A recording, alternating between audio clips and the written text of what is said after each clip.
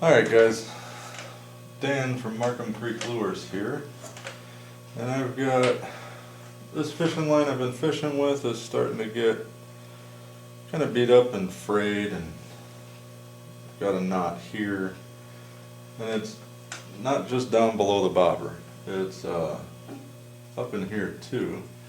And I've checked the eye on the tip, it looks fine, it doesn't look like there's anything wrong with it, it's not catching the line or anything funny. So what I'm going to do is I'm going to take the sinker off. I'm going to take this bobber off. It's a spring bobber. You just pull the spring down and hook the line. And then I'm going to pull out until I don't feel that frayed line anymore, which that's pretty good. See, didn't lose very much, about 3 feet maybe. It's not too bad, but where I've been fishing it's been pretty crappy and rocky, so it doesn't surprise me at all. Okay, open the little tackle box, get out the tiny little utility knife, and cut it.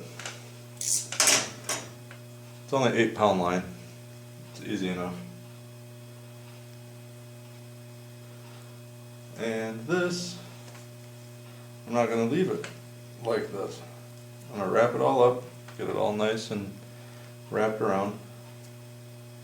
Then I'm going to hold it like so, take the knife, and cut it a couple times. That way I know after it goes to the landfill, these little tiny pieces should not be able to kill birds or other animals. Okay, so we got non-frayed, good workable line. And this time, instead of having all those problems again, I wish I'd quit doing this. Tie stuff on and then you cut it off later because you want to use a lure or something. I'm going to put on I don't know, maybe a 20-pound steel leader, because I haven't showed it in any videos, but we have been catching a lot of gar. And if I had my phone I'd show you a picture of it. Well, the first thing I want to do is I'm going to show you how to tie this on, and hopefully the camera can pick it up. So you put it through the eye, and then I like to hold both of them. Wrap this one around 1, 2, 3, 4, 5, 6, 7. I do 7 because it's lucky. Okay, so it's going to look like this. You got a loop, wrapped up line, tag end. And this is not showing well. Anyway, you're going to bring the tag end back down through the loop you made, and then I always go back up through the loop you just made.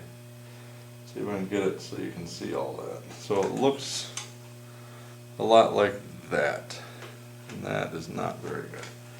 And then you just pull the tag end and pull the part you got looped, hold the tag end, pull it tight, and it will cinch down on itself. And I believe that is called a cinch knot. Let me get some line out so I can show you. See the knot right here? Well, if the camera would focus there. See it? And then you take your knife, trim off the tag end, leave, I don't know, about an 1/8 of an inch or to 1/4 of an inch. Okay, now I got the leader tied on, which is actually going to help me a lot, because them gar aren't going to be able to bite through my line no more. And put this away because I no longer need it. And I've been using this fill bobber. It's I don't know, a year old. It's been bounced off of rocks and stuff, and it's starting to chip paint. Don't really care. It still floats. Actually, let me see if I can find a bigger hook, and I'll show you with some really thick line what I did, how I tied that.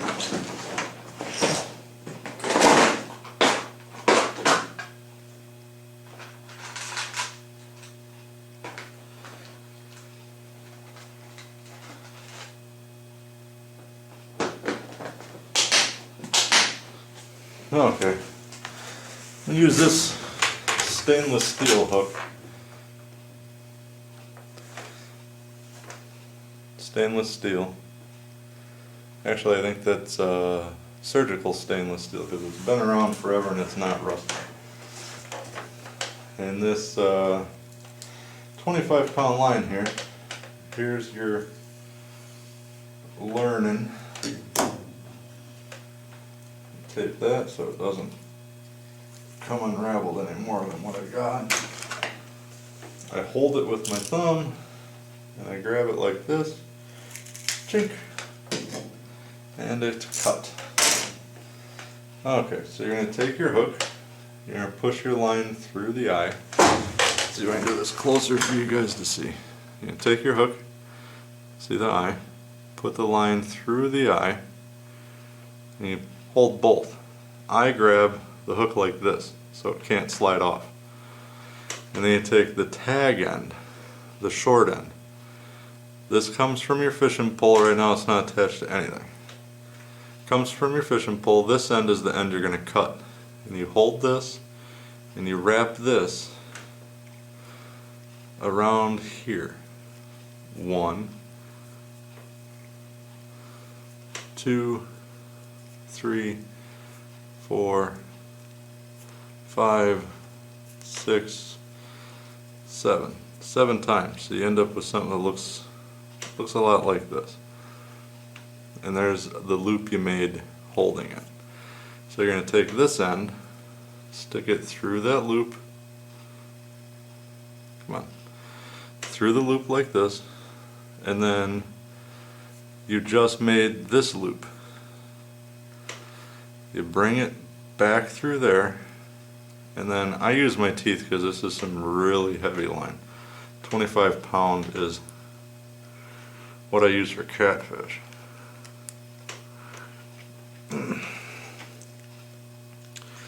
Be careful because you will end up having to remove a hook from yourself. And I just did it a couple weeks ago. I got one in my lip. Doing the same thing I just did. You can still see it, probably not, right here. Right there, it went right through. If that happens, don't freak out, stay calm, see, and that's what it looks like. That's what your knot is going to look like. That's a really heavy line though. But I won't keep this. The hook I keep, that little chunk of line that I was showing you what you're going to do with, is junk. And I believe, heavy stuff. I believe it's actually called a cinch knot. I'm not too sure about that. It's a very basic fishing knot that I learned when I was, shoot, I don't know, 6, 7. So I've used that most of my life. Recently I've learned other methods of tying hooks on, like I'll show you how to tie a downrigger. That would be fun, but I'll do that in another video. This one, we're getting set up for crappie. Okay, I've been having really good luck for crappie lately. This is my setup. Now I'm going to take this steel leader because I want the weight. I know a lot of you guys that's been fishing for a long time is telling me don't. And don't do that with your teeth like I do. I just don't have pliers. Don't do it on the leader. Well, I'm going to because I don't want my weight this far from the hook. And it works for me. Never had a problem with it. Make sure it's closed. The weight is lead. I mean, you can see I didn't bite it very hard, but it has definitely got a bite mark on top of it from my tooth. That's about how far I want the weight from the hook. The bobber, I want it about 18 to 20 inches from the hook.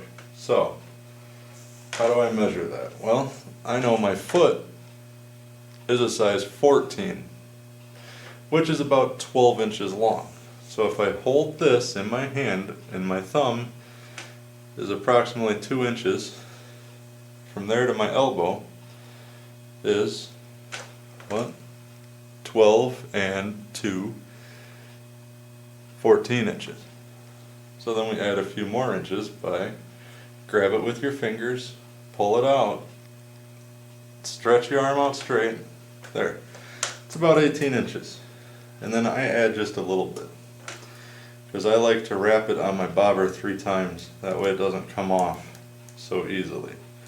Also, that keeps it from sliding easily also.